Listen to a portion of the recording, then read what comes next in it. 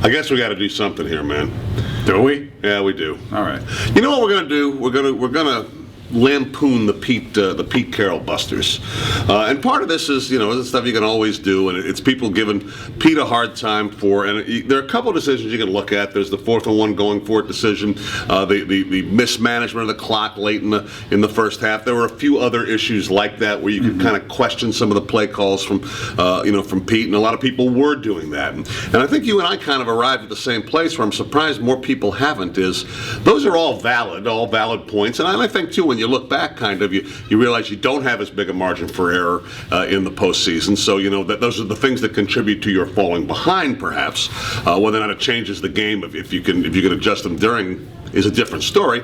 If they don't catch the Falcons, if they stay behind and lose the game, I think those things are a lot more serious. I think, as we talked about, the fact that the Seahawks came back, took the lead, 30 seconds to go in a game, they're leading, it kind of erases all the things they did wrong, doesn't it? Because isn't the point just winning the game? That's it. You had the game won. You had it in your hands with 31 seconds left, and there's nobody out there that can convince me that somehow, some way, Pete Carroll's decision-making impacted what took place in those 31 seconds. He didn't call that defense, the soft zone that was happening there, and it killed him. And I still really don't get it when you got a team driving for a field goal, not a touchdown, a field goal.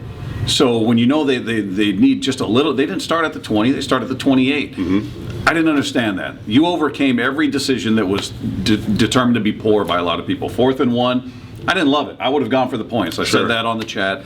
I would have gone for the points, but I wasn't passionate like, oh, this is a game breaker, this is ridiculous. I was like, no, if it were up to me, I'd have gone the other way. I'd take the points because you didn't have anything going at that time. But the icing, the kicker thing to me is just nonsense. Everybody acting as if that practice try was his real attempt. The lineman stood up. He knew it didn't count. We did it for practice. You saw the way he swung on the ball was completely different than the way he did when he was actually trying to go for the field goal. So the idea that he blew it with this loss to me is not on Pete Carroll. No. This team did not tackle. This defense did not show up. That's the reality. How many times do you see a guy look like he was going to be stopped at the line and squirt through and breaking tackles left and right? Mm-hmm. That's not Pete Carroll. Hey, man, you get to the end of the day, even with all of that, 2 stops.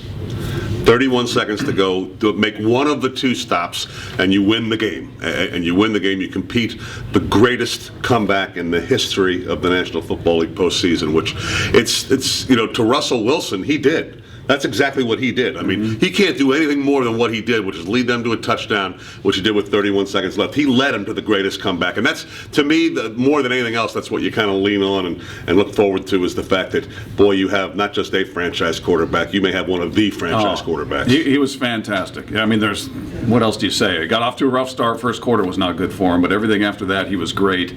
And I think the other mistake with looking at some of these moves that took place in the game is that people assumed that had they kicked a field goal there, that everything that came after that would follow exactly the way it did in this game. Every play, every score would have been exactly the same, that it wouldn't have changed any approach. We don't know. We don't know if they would have kicked that field goal or would have called something differently here or there, that everything would have lined up the way that it ultimately did. So to assume that, I think, is a little dangerous. And again, I just don't think Pete Carroll is to blame for the loss. I look at the defense. Yeah. Defense did not show up for this game. We'll lash out at them because you have to lash out after a day like Sunday. To lash out.